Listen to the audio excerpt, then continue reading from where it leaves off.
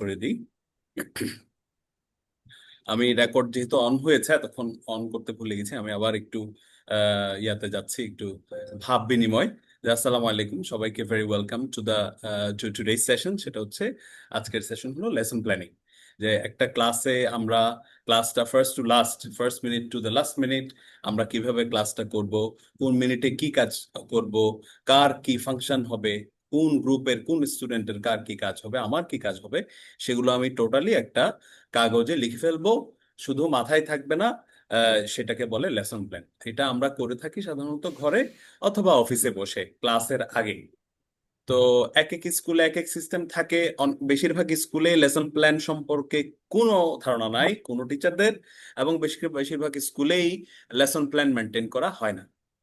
কারণ হচ্ছে স্বাভাবিক, এটার প্র্যাকটিক্যালিটি যদি আমরা দেখতে যাই, তাহলে দেখা যাচ্ছে একজন স্কুল টিচার বেতন পাচ্ছেন 10,000, 12,000, 15,000, 20,000। এখন তিনি এই এই এই টাকা দিয়ে তার অলরেডি যথেষ্ট কষ্ট করছেন, সেই কষ্টের বিনিময়ে কিন্তু যথেষ্ট পাওনা তিনি তিনি পাচ্ছেন না। তারপরেও তিনি এরপরে গিয়ে তিনি লেসন প্ল্যান কিভাবে করবেন, কারণ লেসন প্ল্যান একটা সময় সাপেক্ষ বিষয়।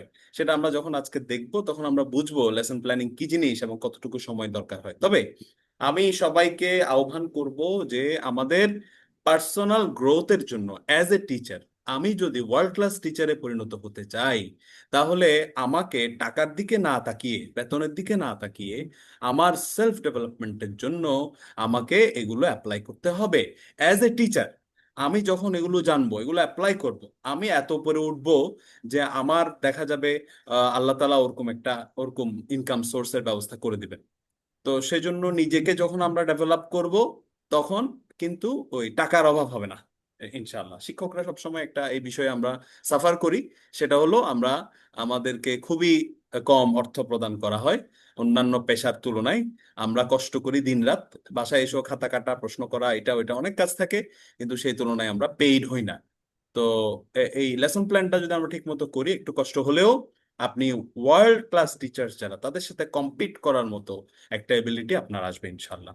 সো এই কথা থাকলো এখানে। আমরা একটু আমাদের স্লাইডের দিকে চলে যাই। আমার স্ক্রিন কি দেখা যাচ্ছে? জি স্যার। ওকে, আলমগীর স্যার, আয়েশা ম্যাডাম এবং অন্যান্য স্যারেরা কি দেখতে পাচ্ছেন? স্যার, ওকে ওকে, ঠিক আছে। স্যার। আজকের ক্লাসটা যারা মিস করবে, এটা একটা একটা বিগ মিস আমি বলবো।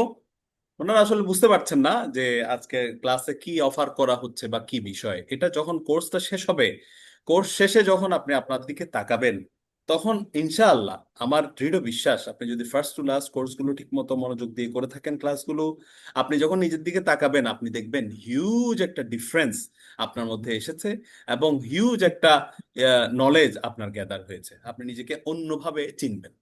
সো আজকে আমরা আলোচনা করব lesson planning, designing lesson plan. 5টা স্টেপে আমরা লেসন প্ল্যান করব, সেটা আমরা আজকে দেখব কিভাবে কি করা যায়। আমি পরবর্তী স্লাইডে চলে যাই। লেসন প্ল্যানের 1 নাম্বার। তাহলে লেসন প্ল্যানকে আমরা একটা মোটামুটি ধারণা পেয়েছি। আমি আপনাদেরকে একটা টেমপ্লেট দিব যে লেসন প্ল্যান দেখতে কিরকম হয়, এটা এই ক্লাস শেষে ইনশাল্লাহ। 1 নাম্বার স্টেপ হলো লেসন প্ল্যানের ওয়ার্ম আপ, যেটাকে বলে ওয়ার্ম আপ। ওয়ার্ম আপে কি হয় সেটা আমি বলবো। শিক্ষার্থীদের শেখানোর জন্য এঙ্গেজড এবং প্রস্তুত করা একটি ইতিবাচক ও উদ্যমী শুরু এই ওয়ার্ম আপ সেশনে হয়ে থাকে। আমি একটু আমার এখানে প্রেজেন্টার ভিউ, ওকে। সো এটাকে বলে ওয়ার্ম আপ। ওয়ার্ম আপ পাঠের বিষয়ের সাথে প্রাসঙ্গিক ক্রিয়াকলাপগুলো ব্যবহার করুন, যেমন সংক্ষিপ্ত খেলা, ধাঁধা, প্রশ্ন, পূর্বজ্ঞান সক্রিয় করার জন্য দ্রুত আলোচনা। আমরা তেমন কিছুই বুঝি নাই এখনো পর্যন্ত ওয়ার্ম আপ কি জিনিস। ওয়ার্ম আপ হলো আপনার ক্লাসের শুরু।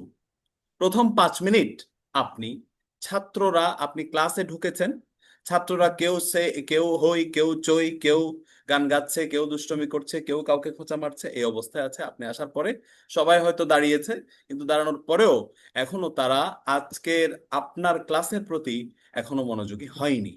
তাদের মনোযোগ আকর্ষণ করার জন্য আমাদেরকে কিছু অ্যাটেনশন গ্যাটার অ্যাপ্লাই করতে হয়, এগুলোকে বলে অ্যাটেনশন গ্যাটার। কিছুক্ষণ পরে আমি একটা পিডিএফ ফাইল শেয়ার করব, এটা আমরা পড়বো, সেদিকে আমি পরে যাচ্ছি। তাহলে ওয়ার্ম আপ হলো, আপনি ওয়ার্ম আপের মূল উদ্দেশ্য দুটো। একটা হলো সে আজকে আপনি যেই টপিক পড়াবেন এই টপিকে তার আগের কোনো ধারণা আছে কিনা সেটা আপনি একটু ঝালিয়ে নেবেন কিছু প্রশ্ন করার মাধ্যমে। এটা একটা। দুই নাম্বার হলো, এটাকে বলে activating background knowledge. Activating background knowledge, পূর্বের জ্ঞান সক্রিয় করা, এটা এক নাম্বার উদ্দেশ্য। ওয়ার্ম আপের দুই নাম্বার উদ্দেশ্য হলো অ্যাটেনশন নেওয়া। ওরা বিভিন্ন চিন্তা, বিভিন্ন কাজে, বিভিন্ন খোঁচা মারাতে, বিভিন্ন কিছুতে ফান করাতে লিপ্ত আছে। আপনি সেই লিপ্ততা থেকে আপনার ক্লাসের দিকে তাকে তার অ্যাটেনশনটা ঘোরাবেন। এই যে ঘোরানোর কাজটা, এটাকে বলে অ্যাটেনশন গেটিং। ওয়ার্ম আপের দুইটা কাজ, একটা হলো আপনি অ্যাটেনশন নিবেন, দুই নাম্বার হলো আপনি কি করবেন, ব্যাকগ্রাউন্ড নলেজ অ্যাক্টিভেট করবেন। তার আজকের টপিকের উপরে তার কোনো পূর্ব ধারণা আছে কিনা সেটা আপনি, তাদের কোনো পূর্ব ধারণা আছে কিনা সেটা সেটা আপনি বিভিন্ন প্রশ্ন করার মাধ্যমে তাদের পূর্ব ধারণা অ্যাক্টিভেট করবেন। যে বিএড যারা করতে যায় ওরা এটাকে এমন এইটা বলে থাকে যে জানা থেকে অজানার দিকে যাবেন। জানা থেকে অজানা মানে হচ্ছে তারা যা জানে তার সাথে আজকে আপনি যা শেখাতে যাচ্ছেন নতুন টপিক, সেই টপিকটাকে আপনি কানেক্ট করে দিতে হবে। আপনি এতদিন যোগ পড়িয়েছেন, আজকে গুণ পড়াবেন, তাহলে যোগের সাথে গুণের একটা যে রিলেশন আছে সেটা আপনি করিয়ে দিবেন। এতে করে তার ব্রেন একটা হারমোনিয়াস ওয়েতে শিখতে সক্ষম হবে। আপনি ইংলিশ পড়াচ্ছেন, আপনি পার্সোনাল স্পিচ পড়িয়েছেন, পার্সোনাল স্পিচের পরে এখন ধরেন সেন্টেন্স পার্সিং পড়াচ্ছেন। সেন্টেন্স পার্সিং মানে প্রত্যেকটা সেন্টেন্সে কোনটা কোন ভার্ব স্পিচ, সেটা কার কি ফাংশন সেটা লিখবে। তাহলে আপনি আগের লেসনের সাথে এই লেসনের একটা যোগ সাজস, একটা কানেকশন তৈরি করে দিবেন, সেটাকে বলে ওয়ার্ম আপ।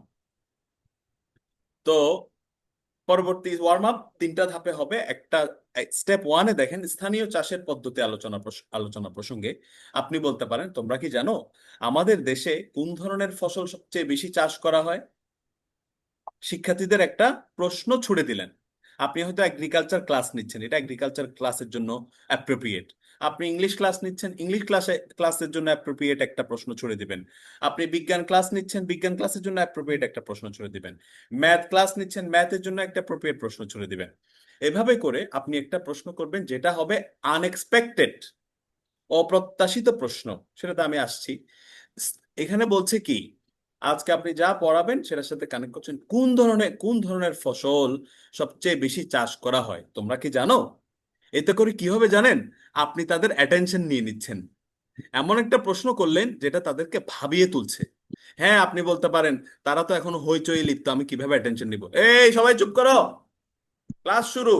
এরকম করবেন না, এরকম করবেন না। অ্যাটেনশন গেটিং কিভাবে করতে হয় সাইন্টিফিকলি প্রুভেন ওয়েতে, সেটা আমরা দেখব, শাউটিং এর মাধ্যমে কখনো না। ওদেরকে আপনি বলবেন আগে, তোমরা ধীরে ধীরে বলবেন, চিল্লাফাল্লা করবেন না। ওদেরকে বলবেন আগে তোমরা শান্ত হও, তারপর আমরা আজকে আমাদের পাঠের দিকে আসছি। হে রুবেল, একটু সোজা হয়ে বসো। রিমি, আজকে আমরা ক্লাস শুরু করতে যাচ্ছি।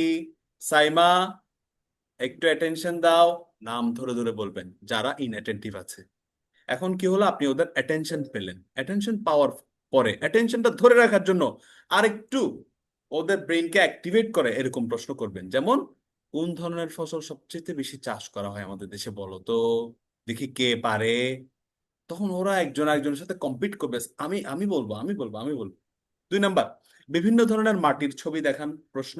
এই মাটির মধ্যে ছবি দেখানো, এটা আরেকটা গুরুত্বপূর্ণ অংশ অ্যাটেনশন গেটিং এর অথবা ওয়ার্ম আপ সেশন। আপনি ছবি দেখিয়ে, আপনি যেই ক্লাসই নেন না কেন, আপনি ছবি দেখিয়ে বলবেন এই ছবিটা কি, কেউ কি বলতে পারো? সবাই খুব আগ্রহের সাথে কিন্তু ছবিটা দেখবে। আপনার মোবাইলে দেখান অথবা প্রিন্ট করে নিয়ে যান, এই ছবিটা কি, তোমরা কি কেউ বলতে পারো? শিক্ষার্থীদের অনুমান করতে দিন এবং তাদের অভিজ্ঞতা শেয়ার করতে দিন। 2 মিনিট, তাহলে 1 মিনিট 2 মিনিট গেল। Step two. স্টেপ থ্রি হলো বাস্তব জীবনের সাথে সম্পর্কিত করা প্রশ্ন। তোমরা কি কখনো দেখেছো কোনো কৃষক মাটি বা পানি সংরক্ষণের জন্য কাজ করছে? তোমরা কি কখনো দেখেছো কোনো কৃষক মাটি বা পানি সংরক্ষণের জন্য কাজ করছে? শিক্ষার্থীদের অভিজ্ঞতা শেয়ার করতে উৎসাহিত করুন, যেমন বাঁধ, পানি সংগ্রহ, টেরেসিং ইত্যাদি আপনি বলুন, বা ওরা বলবে। ওদেরকে সময় দিন 3 মিনিট। তাহলে গেল 1 মিনিট, 2 মিনিট, 3 মিনিট, টোটাল হলো কয় মিনিট? 6 মিনিট। 5 থেকে 6 মিনিট আপনার ওয়ার্ম আপ সেশন হবে। আপনার 40 মিনিটের ক্লাসের 5 মিনিট গেল ওয়ার্ম আপে। আচ্ছা, অ্যাটেনশন গেটিং কিভাবে হবে? মনোযোগ আকর্ষক হলো এমন একটি কৌশল যা শিক্ষকের পাঠের শুরুতে ছাত্রদের দ্রুত আকর্ষণ করে এবং তাদের পাঠের প্রতি আগ্রহ সৃষ্টি করে। উদাহরণস্বরূপ, অপ্রত্যাশিত প্রশ্ন করবেন, যেমন তুমি কি জানো তোমার প্রিয় গানের সুরের মধ্যে কিছু গাণিতিক উপাদান রয়েছে? ওরা কোন গান শোনে, কোন ট্রেন্ড এখন চলছে, কোন পপ কালচার এখন চলছে, এগুলো সম্পর্কে আপনার ধারণা থাকতে হবে। আপনি হয়তো গান শুনেন না, আপনি হয়তো অমুক নায়ক অমুক নায়িকাকে চিনেন না, বাট আপনার ধারণা থাকতে হবে, ধারণা থাকতে হবে। তাই না হলে আপনাকে বলবে স্যার হচ্ছে ফোতা, স্যার হচ্ছে আবুল, কিছুই জানে না এই ইয়া রিসেন্ট ট্রেন্ড সম্পর্কে। স্যারকে কি বুঝাবো? স্যার শুধু জানে ক খ সরসরিয়া, আলিফ বা তাসা, এগুলো। তো এরকম যাতে না হয়, সেজন্য আপনার ওদের কি ট্রেন্ড চলছে এখন, কি কালচার চলছে, ওরা কোন সিনেমা দেখে, কোন গান শুনে, কোন নায়ক এখন সবচেয়ে হট আছে, এইগুলো সম্পর্কে আপনার ধারণা থাকতে হবে। সেখান থেকে আপনি আপনার ক্লাসের দিকে কানেক্ট করবেন। যেমন আপনি জিজ্ঞেস করছেন, তোমরা কি জানো তোমার প্রিয় গানের সুরের মধ্যে কিছু গাণিতিক উপাদান রয়েছে? গণিত স্যার এরকম বলবেন। ইংলিশ স্যার আরেকভাবে বলবেন, তোমরা কি জানো এই গানে একটা স্ল্যাং ওয়ার্ড আছে, এই ওয়ার্ডটার মিনিং হলো এই। অথবা এই গানটা যে গেয়েছে সে তার ব্যাকগ্রাউন্ড কি তোমরা জানো, সে ছোটবেলায় অনেক পুয়ার ছিল। এরকম করে আপনি একটা ওদের অ্যাটেনশন নিতে পারেন। 2 নাম্বার, অ্যাটেনশন কিভাবে নিবেন সেটা। 2 নাম্বার হচ্ছে ইন্টারেক্টিভ পোল। ইন্টারেক্টিভ পোল মানে একটা কুইজ বা একটা ভোটের আয়োজন আপনি করবেন। তোমাদের মতে পৃথিবীতে সবচেয়ে গুরুত্বপূর্ণ উপাদান কোনটি? আমি 3টি অপশন দিচ্ছি, পানি, বাতাস না মাটি। এখন সবাই হাত তুলবে, এটা একটা ভোটের মতো হয়ে যাচ্ছে যে ঠিক আছে ভোট দাও, আমি লিখছি পানির পক্ষে কয়জন, বাতাসের পক্ষে কয়জন, মাটির পক্ষে কয়জন। আপনার মূল উদ্দেশ্য কিন্তু কি? ওদের অ্যাটেনশন নেওয়া। হ্যাঁ, মনে রাখতে হবে অ্যাটেনশন 2 ভাবে নেওয়া যায় স্যার। অ্যাটেনশন আপনি চিল্লাফাল্লা করার মাধ্যমে আপনার ক্লাসের দিকে মনোযোগ নিতে পারেন, একটা। 2 নাম্বার, আপনি এমন কোনো ঠাট্টা মশকরা বা কোনো একটা আনরিলেটেড টপিক বলার মাধ্যমে আপনি অ্যাটেনশন নিতে পারেন। এটা এক প্রকার, এটা কিন্তু লেস ইফেক্টিভ। অ্যাটেনশন গেটিং বলতে আমরা বোঝাচ্ছি আপনার পাঠের দিকে, আপনার আজকে যেটা লেসন, যেটা আপনি আজকে পড়াবেন, সেটার দিকে তাদের মনোযোগ নেওয়া। সেটাকেই আমরা বলছি ইফেক্টিভ অ্যাটেনশন গেটিং। অ্যাটেনশন অনেকভাবে নেওয়া যায়, কিন্তু আমরা আমাদের পাঠের দিকে শান্তভাবে মনোযোগ, ওদের মনোযোগ আকর্ষণ করব, সেটাই আমার চাওয়া। আমি আরো কয়েকটা টেকনিক বলবো, তবে এটা শেষ করি। গল্প বলা, যেমন আপনি গল্প বলবেন। একটি বিজ্ঞানী একদিন এমন একটি পরীক্ষা করলেন যা পৃথিবীর মহাশূন্যের রহস্য উন্মোচন করলো। এমন একটা গল্প, এমন একটা শুরুর বাক্য আপনি বলবেন যে ওরা খুব আগ্রহের সাথে একজন একজন করবে, এই চুপ থাক না, চুপ থাক না, স্যার কি বলছে তো বলতেছে, একটু শুনি না। এই রহিম একটু চুপ থাক, এই সাইমা একটু চুপ থাক না, স্যার একটা ইন্টারেস্টিং গল্প বলতেছে, বেটা আজকে ক্লাস না, আজকে গল্প বলবে যে দেখ। এরকম মনে করবে, যে মনে করবে যে না আজকে আপনি গল্প বলবেন। তো গল্প বলার মাধ্যমে আপনি আপনার ক্লাস শুরু করতে পারেন। এটা গণিতের জন্য যেমন সত্য, বিজ্ঞানের জন্য সত্য, ইংলিশের জন্য সত্য, সব সাবজেক্টের জন্য এটা অ্যাপ্লিকেবল। অ্যাটেনশন গেটিং এর আরেকটা উপায় হলো জয়েন দা ফান। এটা ব্রিটিশ কাউন্সিলের যারা এক্সপার্ট আছে তারাও বলে থাকেন যে join the fun. Join the fun মানে কি? তারা এখন তারা এখন ক্লাসে আছে, এখন তারা কোন একটা ফান অ্যাক্টিভিটি করছে নিজেদের মধ্যে, ঠাট্টা মশকরা কিছু একটা। আপনি কি করবেন জানেন? যারা বেশি হইচই করছে তাদের কাছে গিয়ে আপনিও ওদের মতো করা শুরু করবেন। এটাকে বলে জয়েন দা ফান। এতে করে কি হবে জানেন? তারা লজ্জা পেয়ে নীরব হয়ে যাবে। একদম পরীক্ষিত। 1 নাম্বার। 2 নাম্বার হলো আপনি ক্লাসে গিয়ে চুপ করে থাকবেন, এক একজনের দিকে আই কন্টাক্ট করবেন, চুপচাপ আই কন্টাক্ট। তাহলে দেখবেন কিছুক্ষণের মধ্যে তারা নীরব হয়ে যাচ্ছে। আরেকটা টেকনিক হলো আপনি বলবেন আমি 10 সেকেন্ড সময় দিলাম তোমাদের একটু গুছিয়ে ওঠার জন্য, বা 30 সেকেন্ড সময় দিলাম তোমরা একটু গুছিয়ে ওঠার জন্য আমি এই 30 সেকেন্ড নীরবে দাঁড়িয়ে থাকবো।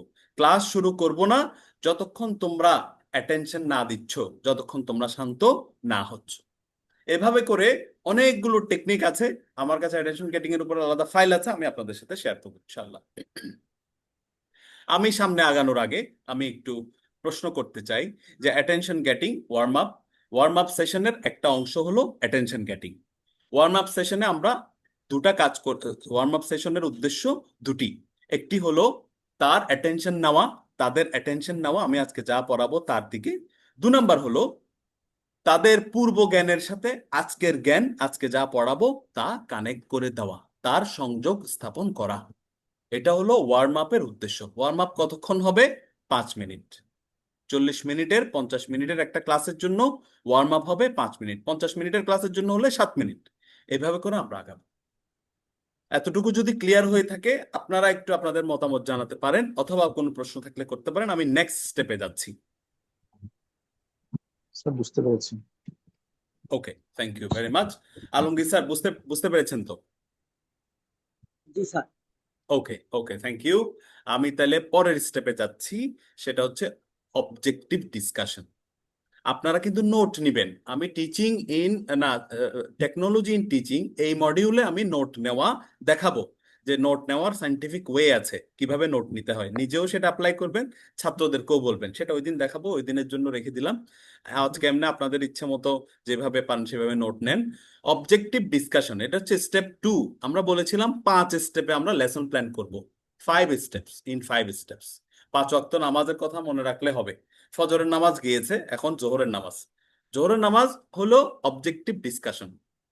অবজেক্টিভ ডিসকাশন কি জিনিস? অবজেক্টিভ ডিসকাশন মানে হলো আপনার ক্লাসের আজকের উদ্দেশ্য আপনি ছাত্রদেরকে ক্লিয়ারলি বলে দেবেন। এখন আপনি ইংলিশ পড়ান, ফর এক্সাম্পল। ইংলিশ পড়ানোর উদ্দেশ্য কি? ইংলিশ পড়ানোর উদ্দেশ্য হলো সে ভাষাটা ভাষাটা 4টা স্কিল সে রপ্ত করবে: listening, speaking, reading, writing. But এটা তো গ্রেটার অবজেক্টিভ।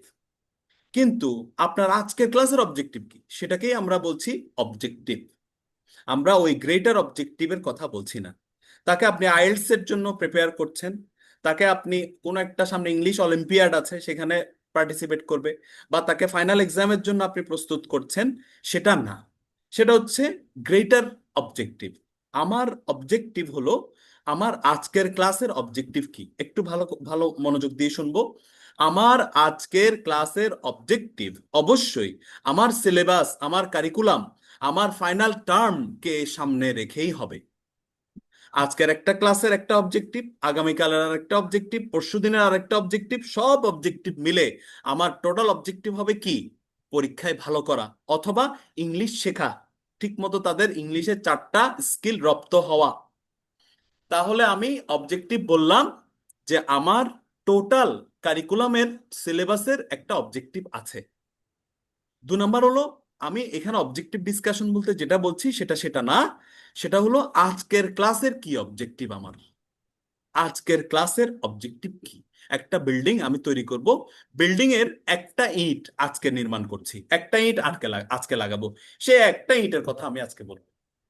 আশা করি ব্যাপারটা ক্লিয়ার। সহজ, শিক্ষার্থী বান্ধব করে শেখার উদ্দেশ্যগুলো শেয়ার করুন। তা শিক্ষার্থীদেরকে বলতে হবে, the objective of our today's class is, আমাদের আজকের ক্লাসের উদ্দেশ্য হলো এই, যে তোমরা লেসন প্ল্যান কিভাবে করতে হয় শিখবা। এই লেসন প্ল্যান আমরা শিখবো 5টা ধাপে। লেসন প্ল্যান কি জিনিস? এটা অবজেক্টিভ ডিসকাশন বলে এটাকে। এটা হতে হবে 2 থেকে 3 মিনিট, সর্বোচ্চ 5 মিনিট। 2 থেকে 3 মিনিট, সর্বোচ্চ 5 মিনিট আমি অবজেক্টিভ ডিসকাশন করব। আমার ক্লাসের দ্বিতীয় স্টেপ শেষ হবে এটা করলে। যেমন একজন ইংলিশ টিচার লিখতে পারেন, to enable students to write engaging narratives by focusing on plot structure, character development and descriptive language. একজন ইংলিশ টিচার লিখতে পারেন, ওনার আজকের ক্লাসের অবজেক্টিভ হলো এটা, যে কি করা? স্টুডেন্টদেরকে এই সক্ষমতা দান করা যে তারা যাতে এঙ্গেজিং ন্যারেটিভ, এমন একটা স্টোরি লিখতে পারে যেখানে প্লট স্ট্রাকচার থাকবে, গল্পটা শুরু থেকে শেষে কিভাবে ডেভেলপ হবে, সেটা ক্যারেক্টার, কি কি ক্যারেক্টার এখানে থাকবে, তাদের ডেভেলপমেন্ট হবে, একটা হিরো কিভাবে হিরোতে পরিণত হয়, ভিলেনের কি রোল কি, ডেসক্রিপটিভ ল্যাঙ্গুয়েজ ইত্যাদি। এক্সপেক্টেড আউটকাম কি? Students will understand the elements of narrative writing and create a short story with a clear beginning, middle, and end, using vivid details to engage the reader. এখানে objective লিখতে গিয়ে আমাদের কিছু rule follow করতে হয়। সেখানের মধ্যে আমাদের গাইড হিসেবে থাকে blooms taxonomy. Harunur Rashid sir কি আছেন? স্যার, আমার কথা কি শোনা যাচ্ছে? প্রথম থেকে এ পর্যন্ত যা যা বলেছি। জি স্যার। হারুনুর রশিদ স্যার, ননি স্যার, শামীম ভাই, আপনারা কি শুনতে পাচ্ছেন? শামীম ভাই লাভ রিয়েক্ট দিয়েছেন, আমরা খুব খুশি হই, লাভ রিয়েক্ট দিলে আমিও খুব খুশি হয়েছি। তো হারুনুর রশিদ স্যারকে বলছিলাম, স্যার কি শুনতে পাচ্ছেন? জি স্যার, আমি শুনতে পাচ্ছি। লাভ রিয়েক্ট আমি দিয়েছি স্যার। ও আচ্ছা আচ্ছা আচ্ছা, okay okay, thank you thank you. Shamim স্যারের নিচে করে দেখা গিয়েছে, আমার উত্তর তিনি দিয়েছেন, থ্যাংক ইউ ভেরি মাচ। তো স্যার, আমরা আলোচনা করছিলাম অবজেক্টিভ ডিসকাশন, এবং অবজেক্টিভ ডিসকাশনের কিছু রুল আমাদেরকে ফলো করতে হয়, সেটাতে আমরা একটু সেদিকে যাব। আমার এই স্লাইড প্রেজেন্টেশনটা আমি অফ করছি, আমি একটু ব্লুমস ট্যাক্সোনমিতে চলে যাব। ব্লুমস ট্যাক্সোনমি আগে কেউ শুনেছেন কিনা? না স্যার। শুনেছি, কিন্তু মনে হয় বলতে পারবো না এখন। ওকে। মানে প্যাডাগজি টাইপের হয়তো কোনো একটা বিষয়কে আচ্ছা, জি মানে জি, শেখার প্রক্রিয়া, প্রসেস এরকম কিছু বোঝায় হয়তো। ওই ধরনের, রাইট, কাছাকাছি কাছাকাছি বলেছেন হারুন রশিদ স্যার। স্যার, আপনাকে কি আমরা হারুন ডাকবো না রশিদ ডাকবো, কোনটা আপনি পছন্দ করবেন? হারুন নামে পরিচিত আমি বেশি। ওকে, হারুন স্যার। হারুন স্যার, আমরা হারুন স্যার ঠিকই বলেছেন, আমরা ওনার কথাটা প্রায় কাছাকাছি। আমরা এখন ব্লুমস ট্যাক্সোনমিটা একটু দেখবো, আমরা দেখলে আর একটু ধারণা ক্লিয়ার হবে। ব্লুমস ট্যাক্সোনমি একটা আবশ্যিক বিষয়। ব্লুমস ট্যাক্সোনমি একটা আবশ্যিক বিষয় টিচারদের জন্য। এটা, আমার স্ক্রিন দেখা যাচ্ছে তো? জি স্যার। আচ্ছা। ব্লুমস ট্যাক্সোনমি হলো একটি কাঠামো, একটি স্ট্রাকচার, পিরামিডের মতো দেখতে, শিক্ষার্থীদের চিন্তা ভাবনার বিভিন্ন স্তরকে শ্রেণীবদ্ধ করে। এটি 1956 সালে বেঞ্জামিন ব্লুম তৈরি করেন, যাতে শিক্ষার্থীরা শুধুমাত্র তথ্য মনে রাখার চেয়ে উচ্চতর চিন্তা করতে পারে। আমি সবাইকে আহ্বান করব ব্লুমস ট্যাক্সোনমিটা ভালো মতো একটু বুঝে নেওয়ার জন্য, কারণ এটা আমাদের লাগবে লেসন প্ল্যানিং এ, আর এটা আমাদের লাগবে অ্যাসেসমেন্টে, এটা আমাদের লাগবে অবজেক্টিভ লেখার সময়। অতএব এটা আমাদের প্রায় 3-4টা সেকশনে আমাদের এটা লাগছে, এটা গাইড হিসেবে কাজ করে। অতএব ব্লুমস ট্যাক্সোনমি আমরা অবশ্যই ভালো মতো বুঝে নিতে হবে। আমি ব্লুমস ট্যাক্সোনমির একটা ছবি দেখাই আপনাদেরকে, তাহলে ব্যাপারটা আরো ক্লিয়ার হবে।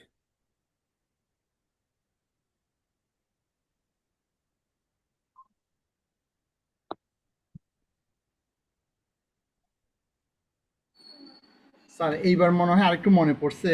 ওই যে জ্ঞান, অনুধাবন, প্রয়োগ, উচ্চতর দক্ষতা, হ্যাঁ, এখানে এক্স্যাক্টলি ইয়েকে এক্স্যাক্টলি বর্ণনা করে। এক্স্যাক্টলি। স্যার ঠিকই বলেছেন, স্যারের মনে পড়েছে আসলে ব্যাপারটা কি ছিল। হুম, আমি একটু ইয়া করছি।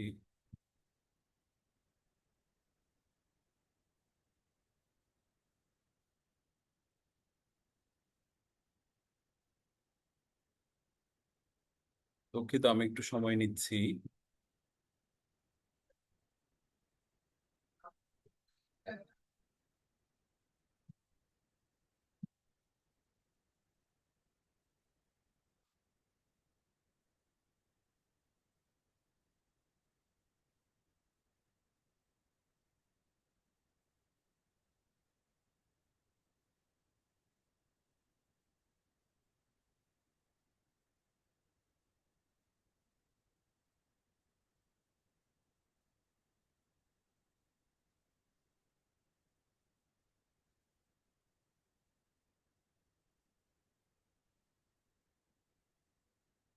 আমি আমার স্ক্রিনটা শেয়ার করেছি, এখানে একটা ছবি দেখা যাচ্ছে।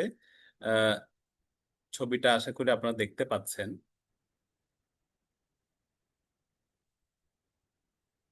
এই যে এই ছবিটা দেখা যাচ্ছে না স্যার? এই জি ছবিটা, এটা হলো ব্লুমস ট্যাক্সোনমি। এই পিরামিডের মতো যে শেপটা, এই শেপটা হলো ব্লুমস ট্যাক্সোনমি, যেটা নিচে নিচ থেকে শুরু হয়।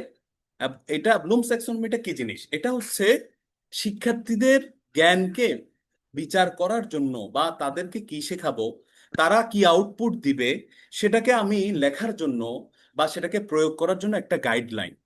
যেমন রিমেম্বারিং, যে তার যা সে যা শিখেছে সেটা মনে রাখা। আন্ডারস্ট্যান্ডিং 2 নম্বরে, এই যে এখানে দেখা যাচ্ছে কিনা আমি জানি না, এই যে আন্ডারস্ট্যান্ডিং আছে নিচে 2 নম্বরে, সে কতটুকু বুঝেছে। এরপরে অ্যাপ্লাইং আসে, এরপর অ্যানালাইজিং, সেটা প্রয়োগ করবে। অ্যাপ্লাইং, অ্যানালাইজ করবে এক ডেটার সাথে আরেক ডেটা, ইভালুয়েটিং মূল্যায়ন করবে, ক্রিয়েটিং এরপরে সে নিজে এটা তৈরি করবে।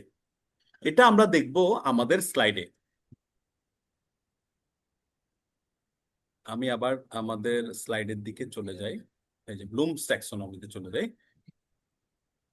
আশা করি দেখা যাচ্ছে আমার স্লাইড। ব্লুমস ট্যাক্সোনমি, এটি কেন গুরুত্বপূর্ণ? স্যার। এটি শিক্ষকদের পাঠ, কার্যকলাপ এবং মূল্যায়ন ডিজাইন করতে সাহায্য করে, যাতে শিক্ষার্থীরা চিন্তা করার দক্ষতা বাড়ায়। ইনি হচ্ছেন বেঞ্জামিন ব্লুম, মিস্টার ব্লুম, যার নামে ব্লুমস ট্যাক্সোনমি নামকরণ করা হয়েছে। ব্লুমস ট্যাক্সোনমির স্তরগুলো সর্বনিম্ন সর্বনিচে থাকে, যে আমি পিরামিডের মতো যে ছবিটা দেখিয়েছি, সেখানে সর্বনিচে থাকে রিমেম্বারিং। সর্বনিচে থাকে রিমেম্বারিং। রিমেম্বারিং মানে তথ্য বা ধারণা মনে করা। আপনি কোনো একটা কিছু তাকে মনে করতে বলেছেন, মনে রাখতে বলেছেন। যেমন ইংলিশের জন্য পার্সুয়েসিভ স্পিচ কয় প্রকার? 8 প্রকার। বিজিএস এ বাংলাদেশ কত সালে স্বাধীনতা পায়? 1971। গণিতে A+B² সূত্র কি? এটা। তার মানে তার কিছু জিনিস মুখস্থ করতে হচ্ছে। সেই মুখস্থটা কতটুকু হয়েছে সেটা আপনি আপনি পরীক্ষার মাধ্যমে বের করবেন। সেটা আপনি, সেটাকে বলে রিমেম্বারিং। সেই স্তরটাকে, সেটা একদম নিম্ন লেভেলের, সেটা একদম নিম্ন লেভেলের। সেখানে আপনি বলবেন লিখো। লিখো কি? A+B² সূত্র লিখো। লিখো কি লিখবো? বাংলাদেশ কত সালে, কোন মাসের কত সালে, কত তারিখে স্বাধীনতা পেয়েছে। চিন্তা করো, চিহ্নিত করো, চেনো, এই ধরনের কথা আপনি লিখবেন আপনার পরীক্ষায় যখন অ্যাসেসমেন্ট তৈরি করবেন। এটা আমি অ্যাসেসমেন্টের ডিটেলস আলোচনা হবে, কিন্তু আমি এখন বলছি অবজেক্টিভ ডিসকাশন। তাহলে আপনি আপনার একটা অবজেক্টিভ যে লিখবেন আপনার লেসন প্ল্যানের জন্য, আপনার ক্লাসের জন্য, সেখানে আপনি বলবেন যে আমার আজকে আজকে আমাদের পাঠের উদ্দেশ্য হলো যে তোমরা আজকে পার্সু স্পিচ, 8টা পার্সু স্পিচ মুখস্থ করতে পারবে, 8টা পার্সু স্পিচের নাম লিখতে পারবে, পার্শ্ব স্পিচ চিহ্নিত করতে পারবে, A+B² সূত্র এবং আরো কয়েকটা সূত্র দিয়ে কিভাবে অঙ্কগুলো করতে হয় সেটা তোমরা চিহ্নিত করতে পারবে, A+B² চিনতে পারবে। এই যে লিখো, চিন্তা করো, চিহ্নিত করো, চেনো, এটা হচ্ছে রিমেম্বারিং। যেমন একটি গল্পের প্রধান চরিত্রগুলো মনে রাখতে হয়, লিখতে হয়। 2 নাম্বার স্তর হচ্ছে, এটা একদম সর্বনিম্ন, নিম্নের উপরের ধাপ হলো আন্ডারস্ট্যান্ডিং। ধারণা বা কনসেপ্ট বুঝিয়ে বলা। কি ক্রিয়ার মাধ্যমে, কি ভার্ব ইউজ করার মাধ্যমে আপনি লিখবেন। ব্যাখ্যা করো, সারাংশ দাও, বর্ণনা করো। যেমন ফরাসি বিপ্লবের কারণগুলি বর্ণনা করো। এটা হচ্ছে আন্ডারস্ট্যান্ডিং। তার আন্ডারস্ট্যান্ডিং কতটুকু হয়েছে সেটা আপনি বের করবেন। প্রয়োগ, এরপরে অ্যাপ্লাই, নতুন পরিস্থিতিতে তথ্য ব্যবহার করা। সে পার্সু স্পিচ শিখেছে, একটা পার্সু স্পিচ শিখেছে কি? ফাস্ট। আরেকটা পার্ট স্পিচ শিখেছে গুড। এখন ফাস্ট, গুড এগুলো নতুন ভাবে, নতুন সেন্টেন্সে সে প্রয়োগ করতে পারছে কিনা। আপনি একটা সেন্টেন্স বোর্ডে লিখে দিয়েছেন, আপনি এটা মডেলিং করে দেখিয়েছেন। মডেলিং আমরা আসছি সামনে, মডেলিং কাকে বলে। এখন তাদেরকে দিবেন তুমি প্রয়োগ করো, এবার অ্যাপ্লাই করো, প্রয়োগ করো, সমাধান করো। এটা হচ্ছে 3 নাম্বার স্তর। যেমন একটি গণিত সমস্যার সমাধান করো, আপনি একটা অঙ্ক করিয়ে দিয়েছেন, একই ধরনের অঙ্ক আরেকটা দিবেন, সেটা হচ্ছে সে অ্যাপ্লাই করতে পারছে কিনা। 3 নাম্বার গেল। 4 নাম্বার হলো বিশ্লেষণ বা অ্যানালাইজিং। তথ্যকে ছোট ছোট অংশে ভাগ করে সম্পর্ক বোঝানো। তথ্যকে ছোট অংশে ভাগ করে সম্পর্ক বোঝানো। যেমন তুলনা করো, পার্থক্য খুঁজে বের করো, শ্রেণীভুক্ত করো। কম্পেয়ার এন্ড কন্ট্রাস্ট, যে এটাও অ্যাডভার্ব, এটাও অ্যাডভার্ব, ফ্রেন্ডলি একটা অ্যাডজেক্টিভ, যদিও বা সেটার পরে অ্যালওয়াই আছে। তুলনা করো তো, একটু অ্যানালাইজ করো তো। গণিতে হইতে পারে, সেটা বিজ্ঞানে হতে পারে, যে তুলনা করো, অ্যানালাইজ করো, এই যে তুলনা করো, পার্থক্য খুঁজে বের করো, শ্রেণীভুক্ত করো, এই ধরনের কাজকে বলা হয় অ্যানালাইজিং। ননি স্যার কি বিজ্ঞান পড়ান? স্যার, ননি স্যার? স্যার আমি ইংলিশ পড়াই। ইংলিশ, ওকে। হারুনুর রশিদ স্যার কি বিজ্ঞান পড়ান? বিজ্ঞান পড়ান কে? স্যার আমি মূলত ভূগোল পড়াই, ভূগোলে কিছু জিনিস এখানে রিলেট করা যায়। আচ্ছা স্যার, একটু আমাদেরকে অ্যানালাইজিং স্তরটাতে আপনি একটু অ্যাপ্লাই করে দেখান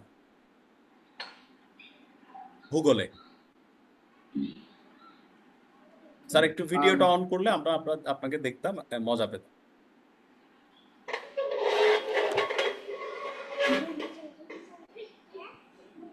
আসসালামু আলাইকুম। সালাম আলাইকুম। জি। সম্মানিত স্যার এবং আমার প্রিয় সহকর্মী সবাইকে শুভেচ্ছা জানাচ্ছি। আহ, আসলে ট্রেনিং মানেই হচ্ছে অসাধারণ কিছু শেখা যায় না। আমরা তো আমাদের স্যারের কাছে অনেক কিছুই জানি, পাশাপাশি আমাদের বিজ্ঞ যে সহকর্মীরা থাকেন, সহপাঠীরা থাকেন, তাদের কাছ থেকে অনেক মতামত, অভিজ্ঞতা এটা পাই, যার ফলে প্রত্যেকটা ট্রেনিং আমাদের জন্য অসাধারণ কিছু হয়ে ওঠে। তো যেটা আমি বিশ্লেষণ আমি জানি না কতটা ব্যাখ্যা করতে পারবো। যেমন আমরা যদি ভূগোলের যে প্রেক্ষাপটে যদি বলি, যেমন পৃথিবী গ্রহ এবং মঙ্গল গ্রহ, তো এই দুই গ্রহের বৈশিষ্ট্যগুলোকে আলাদা করা এবং কোন গ্রহে বাস করা যাবে, কোন গ্রহ জীবজগতের জন্য উত্তম, সে বিষয়ে একটা ছোটোখাটো ইয়েতে পৌঁছানো, সিদ্ধান্তে কম্পেয়ার এন্ড পৌঁছানো। কন্ট্রাস্ট,